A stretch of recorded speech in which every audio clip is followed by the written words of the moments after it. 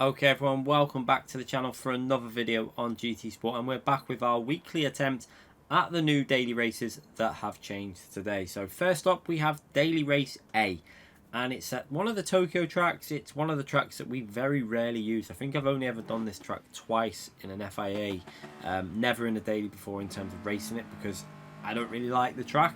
So yeah, I hardly know where I'm going. We did have a quick go on it last night on stream. We did like one lap, and I clearly did not know where I was going, and I didn't really bother practicing before I did this. We just went straight into a race.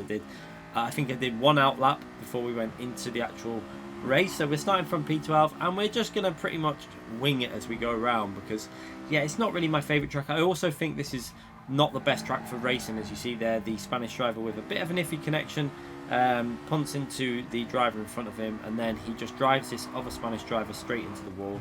And then obviously when he's rebounded off the wall, he comes straight out in front of us. But that's not his fault. It was the other driver's fault for obviously pushing him into the wall. But yeah, this track, it doesn't really have any really heavy braking zones. So what you find is it's not a very good track for overtaking. So what people will do is they'll lean into you in corners, and it's going to get very messy. I don't personally think I'll do this race at all this week. It's probably quite an enjoyable track to time trial, because this car is actually enjoyable. The Honda S2000 is a really fun car to drive on GT Sport. It's just a shame that they've used it at this track, because yeah, you're going to find a lot of people hitting the walls. Now, one thing I will say, in time trial, it is really strict for the time penalties that you will get for clipping the walls and stuff. But in the race, it seems like it just completely lets go of that and lets you do what you want in the race. You don't get any penalties for hitting the walls and stuff. I've seen countless people bouncing off the walls, hitting the walls, and there was not a single penalty given out. And now this does come into question again. The last update that we believe has altered the penalty system for the worse. In my view, it has. I think that the penalty system has definitely altered on the last update. We noticed it with the SR ups not going through some of the sectors, but what seems to be happening is that the SR downs seem quite sensitive, but there is literally no penalties for contacts at the moment. Drivers are completely killing each other on the track, and there is no penalties being awarded. So yeah, we're going to fast forward this race, lap one out the way, and now we're just going to try and figure this track out. This right hand corner here, I tend to like to brake just as you get to the top of the hill. Just lift, let the car rotate in. You can see we don't do it particularly well there, but it's very easy to take too much speed through that corner and hit the wall either side. I think the last time we did this race was possibly in a Group 4 race, I think. I'm not 100% sure, but I remember doing it in Mercedes and possibly the Cayman in Group 4 this race in an FIA series. I think it was in an official series at some stage. But yeah, through here you can see, again, it's very difficult. We clipped the wall there. I really just don't know where I'm going on this track, so we're just trying to figure it out. And you can see there's just not really much overtaking opportunities, because it's quite a flowing track. Like most the other Tokyo tracks, although they're very flowing, they have heavy braking zones for overtakes to happen. This track doesn't really have it. I think the lowest gear you go down to is 3rd gear. So yeah, it's not really the most racing, the track that you're going to get the most racing at. But some people will enjoy it.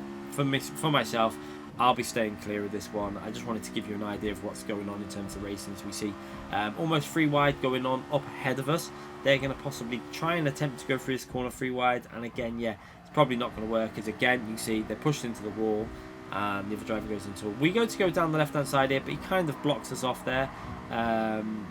Was that on purpose? I don't know. I was a little bit frustrated. I feel like it might have been a deliberate thing, and what you'll see is it possibly was after what happens further on as I go back past him again.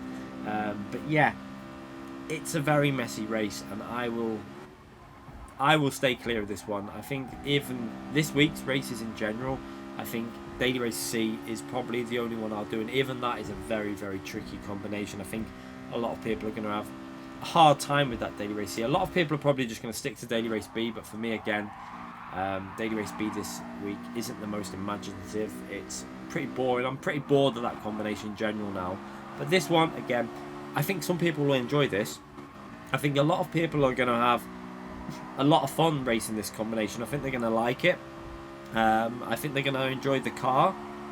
I think they're going to enjoy the flowing nature of the track. And I'm sure if you got used to this track and you practice it, it'd probably be entertaining. But even then, I just find that overtaking at this track is always going to be a very difficult one, because like I say, the nature of the track, it's going to be so hard. You're going to find people pushing each other into the walls a lot.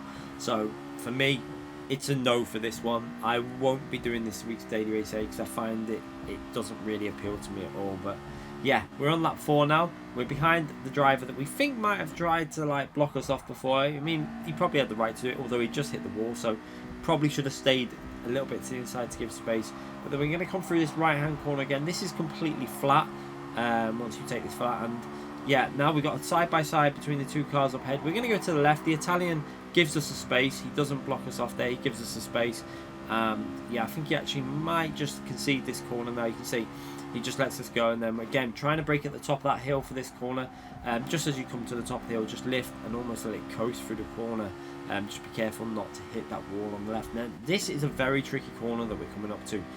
You're going downhill and you're going to brake going downhill into a right hand corner, and yeah, that car on the right kind of puts us off there. You see he puts his hazards on there because I think he had just taken a penalty, so not much you could do. And then yeah, we just get a little bit of a shove from the car on the right hand side there. Luckily we don't go into the wall, and then we've got a bit of a messy situation. We get pushed again into the wall, and we're going to try and go stay to the left here and give the yellow Honda S2000 a bit of space on the right hand side. So yeah, you can see we just about give him enough racing room on the right hand side, and now we're going into this braking zone where you're braking just as you come through the bridge, and the bridge ends, the tunnel ends, sorry. That's pretty much where you want to be braking. And then into the final corner, third gear. Very tricky. Again, a lot of tricky third gear corners and fourth gear corners, and getting your braking right.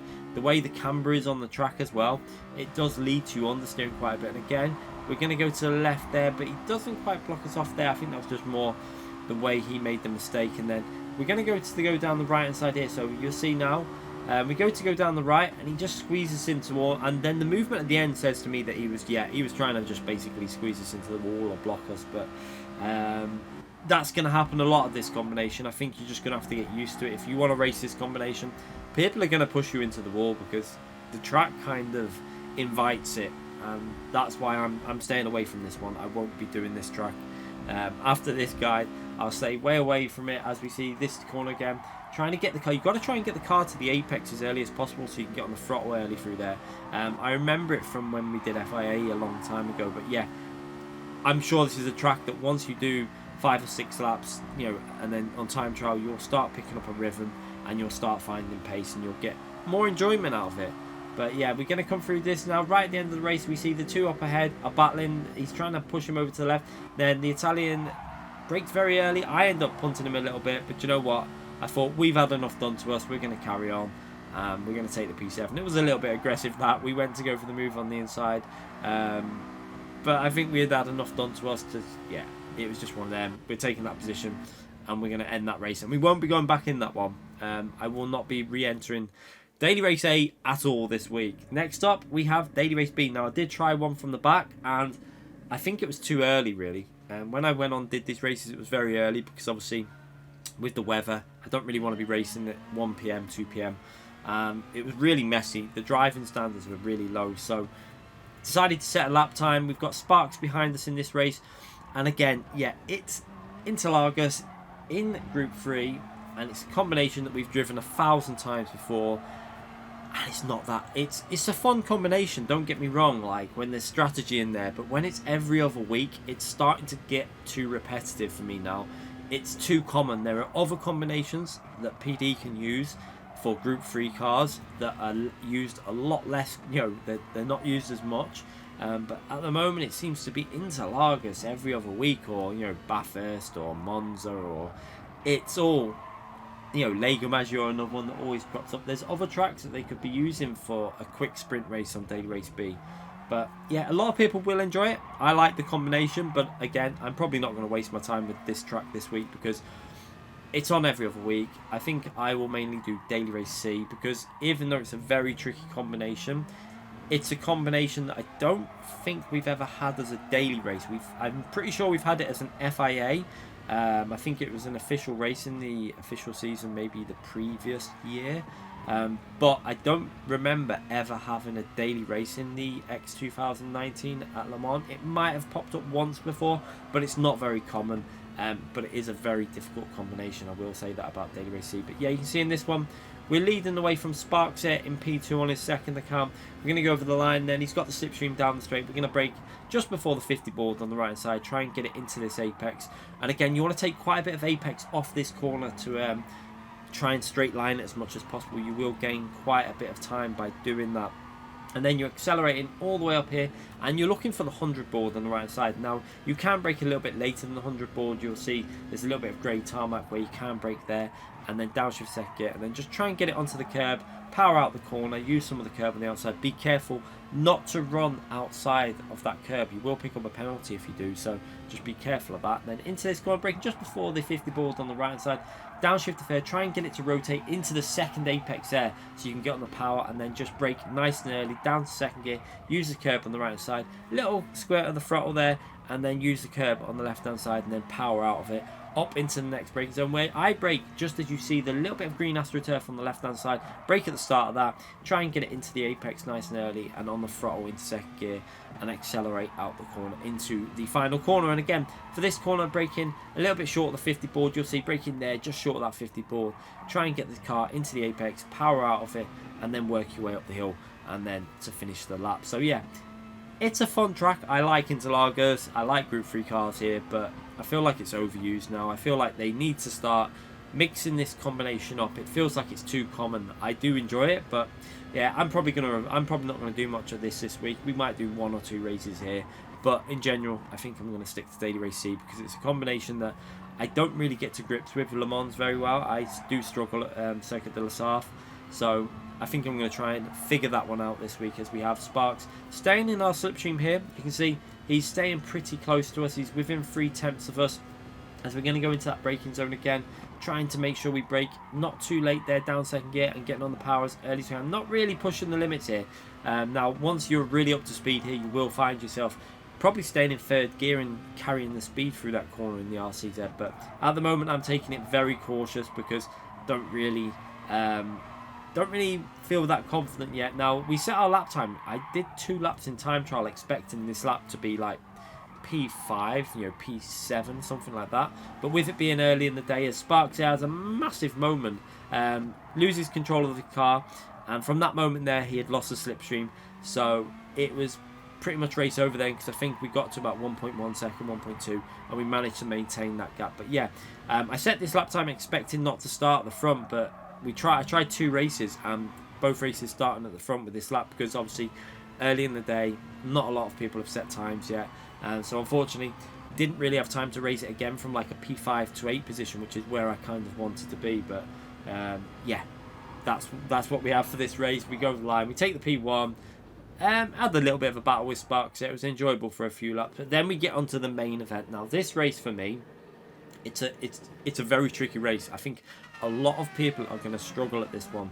You can see I had done 1 out lap's worth of practice because the lap is quite long, so I managed to get to just before the finishing line. Obviously didn't go over the finish line because I wanted to start last, so not really not that sure about how this car was going to drive. So straight away we put foot down. Obviously I do like the Red Bull X 2019. We go for a bit of an optimistic move there, so I decided to back out and let him take that corner back and get him in the slipstream from the Italian driver through the main straight. So working up here, we're going to go to the left hand side, and that will give us the inside then for the chicane up here. You can see staying to the left hand side.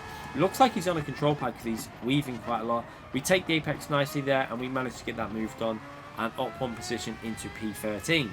And yeah, obviously at this track, as per usual with Circuit de la Sarthe, you're going to have to be very careful with track limits, because this track will punish you if you run wide or cut the corners, so be very cautious with that. So through here, completely flat in the X 2019, it looks like it. Pretty much, it's a lot easier to drive, I actually think, in this car actually makes this track a little bit easier to drive, as the car in front picks up a half-second penalty for running a little bit further wide through that corner, and obviously track limit penalty, half-second penalty. So going into the next braking zone, we've got a bit of a slipstream from the Italian driver in front of us, and we're going to go into the braking zone, braking just short of the number 1 board, the 100-yard board in front of us there, trying to make sure we keep it in the track limits again through it. Be careful on that curb, getting on the power there. That curb can be very tricky as you put the power down, and then working our way up this straight, and we've already got up to P11. So A few cars disconnected. I think we started like P15 or 16. I think 3 or 4 cars disconnected. Luckily, one of them was PG Motorsport. He disconnected himself, or he got disconnected, I'm not too sure. But into the brake zone again, braking around that number 1 board, the 100-yard board. We're going through here, and I like to keep it in 4th gear purely just to, or upshift earlier to 4th gear, just to keep the revs a little bit left low. Because if you try and accelerate too hard out of some of these corners, this car will snap because the downforce is better. The higher speed you go, the more downforce this creates. So when you're going slower, it struggles with rear traction. So go through here, we're going to brake early, and you can see that P9 brakes a little bit too late. Try and get the car into the apex, and we take 2 positions there up into P8. So nice corner there, we managed to gain a couple of positions, trying to keep it nice and smooth. And what you'll notice here is my brake bias is on -1 because I had no idea. Now I'm going to give you a big hint straight away. Use -4 at least from the start of this race, because this car absolutely destroys the rear tyres. Now I couldn't remember because I haven't driven this for a while, so I just thought we'll go -1, it should be alright. But yeah, that was a mistake, because this car needs to have brake bias at least -4, I reckon, because the rear tyres in this race, it's a no-stop race. You've got 5 laps.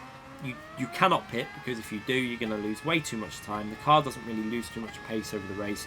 And yeah, I started to realise about this point that I think my brake bias was not right. So you're going to see I go to -3, and I think, well, maybe that'll be okay. And I think it doesn't take me long to realise that we're going to have to go to at least -4 or 5.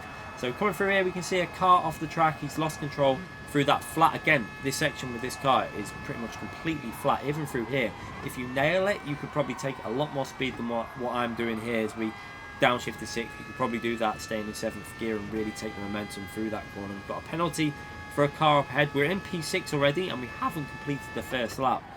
Shows you how much people are struggling with this combination, and I think it's going to be a combination that a lot of people will struggle on purely because this car is very tricky.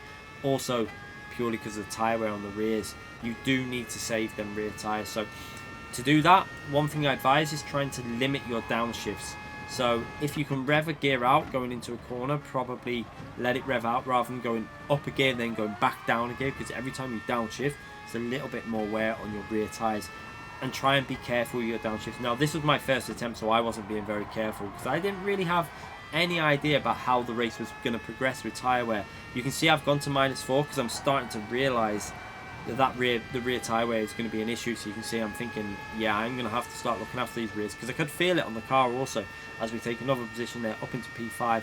I could feel the rear almost losing traction through some of the corners when we're getting on the throttle, and we're only on lap 2, and I'm thinking, right, this is going to be quite scary at the end if we don't start looking after the rear tyres. So yeah, be careful on your downshifts. Be very patient on your downshifts. Don't be downshifting too fast, and try and limit the downshifts. As P4 again on the power a little bit too early there, and this is the problem with this car. The rears are really sensitive to any sort of throttle inputs on the curbs as well. So if you're on the curb and you put that throttle down maximum, you're more than likely to lose control. So just try and be very patient with this car. Try and treat the rear tyres like, you know, you're trying to save every little bit of life out of them. I think when I do this race again later on, I'm really going to concentrate more on tyre saving than I am about going flat out, because I think if you try and look after your rear tyres, you'll probably be faster anyway with this car, because you'll be smoother, you'll be more patient on the throttle, and you'll just keep them tyres in better condition. And then you can drive a little bit harder at the end of the race, because if you don't look after the rears on the last lap, you're going to be struggling with this car. Again, you can see I stay in 3rd gear there. I probably could take that corner faster, but what I'm trying to do is save the rear tyres, because I know that if I overdrive this for the remaining laps, we're going to be struggling at the end. You can see already on the telemetry of the rear tyres, we're starting to fade off a bit. The rears are starting to die a bit, and that is why I'm on -4. And I think I actually eventually go to -5 for the brake bias, because I realise that if I don't, I'm probably going to be suffering really badly on the last lap. So working through our way through here, we can see P3 just in front of us there, not too far behind him, and he's going to pick up a penalty again for a track limit. So again, be careful on them track limits, because this track will really punish you. And also, yeah, be careful on that rear tyre wear, because it is really difficult. P1 well away at this point of the race, 7 seconds clear. Our race is not really going to be with him. And also, I think if I'd done some time trial for this and got myself up to speed, I think we could have done a lot faster lap times. But we're just trying to learn this while we're racing. And yeah, you can see going through here completely flat. A lot of people lifting through there. Don't really need to. He's picked up another penalty for track limits. And now we're getting that dirty air. So again, look how the front end just washes off when we follow another car through that section. So again, you are going to have to be very careful when following another car. Luckily for me, he's got a 1 second penalty. And that's going to bump me up to P3. And a nice bit of gap now up to P2. So we can just concentrate on getting the throttle down and see if we can catch up to P2 in this race. So 2 laps complete and we're up into a podium position already. Really does show you just how people are going to struggle on this. I'm sure by the end of the day and the end of the week, people will start getting used to this, and you're going to see some very good racing on this track, as P2 has absolutely binned it through that really fast right hand corner. He's probably got on the curb and the rear's just probably snapped on him. Maybe he's not been looking after his rear tyres enough. As we skip to the end of lap 4, and you can see we've got a bit of a gap. We've got about 1 second lead to P3. You can see my rear tyres are really kicking in. You can see that brake bias has gone to -5. Now, you do not need to save fuel in this race, just so you know. You can rev the car out all you like, and the pit stop is out of the question. If you pit here, you're going to lose insane amount of time. You'll be out the race. You'll probably finish last. Do not pit this race. It is not worth it. For the sake of gaining like a second over 2 or 3 laps, you're going to lose 20 seconds probably in the pit. So yeah, do not do a pit stop. You will regret it. But through here you can see we've got the gap up to around 1.2. I noticed that a lot of people are not going flat out through that section. That is completely flat in this car, the Red Bull X 2019. Once you've got the rhythm of the corners, it's completely flat. And I think even that left hand corner, after you come out the really fast flowing corners, where you normally take about 150, I think you could probably do that about 165 in this car once you get the right angle through, maybe 170. As again on the throttle again through that corner, as you get on the throttle out the final corner, you have to be very careful because your left hand rear is just getting onto the curb, and with that rear left tyre wear, it gets very sketchy. So just be cautious as you put the power down out of some of these corners. Again through here, another corner that will really bite you as you get on the throttle on that curb. It will snap and you'll just be sent off into the wall or whatever, and yeah, you're going to really suffer. So the more you spin this car, the more the rear tyres are going to suffer. As we come through here, you can see, look at the rear. Even just going through there on the final lap, not even being that aggressive, the rear's starting to snap on me just on throttle, just by putting the power down. So this is going to be a tricky combination, probably especially for pad players. It might cause some issues with rear tyre wear, so make sure if you're on a pad, you're really trying to save them tyres. You know, brake bias -5 if necessary, and just be cautious on your upshifts and your downshifts, mainly your downshifts obviously. But yeah, try and make sure that you're doing as limited amount of downshifts as possible, because this car really likes 4th gear. I've noticed that 4th gear is a sweet spot through exiting some of the corners out of the chicanes. It likes it, and yeah, if you try and limit them shifts, you're going to save them rear tyres. So again through here, completely flat out. I do actually find it more enjoyable in this car through here because you don't have to worry. It's just completely flat through here. You just give it a little lift, and I reckon you can take this a lot faster than what I'm doing here. You can see we do it a little bit faster that time, but again, because the rears are going, we nearly lose control of the rear coming out of that corner. So again, be very, very cautious because it is going to catch you out. But luckily, we managed to get to the end of this race, and we managed to come home in a P2. So I think there's potential for this race to be a lot of fun. This is the race I'm going to stick to this week because I do like the Red Bull car, the X 2019. It's one of my favourite cars. The more time you put into this car, the more you'll start enjoying it. Once you get used to that throttle input and, you know, just being patient on the throttle, you will start enjoying it. But just be careful because it will snap and it will bite, and you will lose DR if you have a lot of incidents in this car. So this race is all about that rear tyre saving, and yeah, it's going to be fun, I reckon, once we get more used to it with the slipstream. I reckon there'll be some fun battles this week. We'll probably do this from the back of the grid later on tonight, and I'm looking forward to it. I'll probably try and do a couple of laps of time trial to get used to it on my main account, and maybe just to try and get a little bit more used to the final sector. But hopefully you lot enjoy this week's daily races. For me, I think daily race C is probably the only one I'll do that much of. Daily race B is always entertaining because it's interlagers, but it is getting very repetitive now. Daily race A for me, yeah, is one I'm going to avoid. I can't see myself doing daily race A this week. So yeah, I hope you lot all enjoy the daily races. Remember, if you haven't already subscribed to the channel, hit that subscription button, comment in the comment section, and I'll see you for more videos and live content. Thanks again for watching, everyone.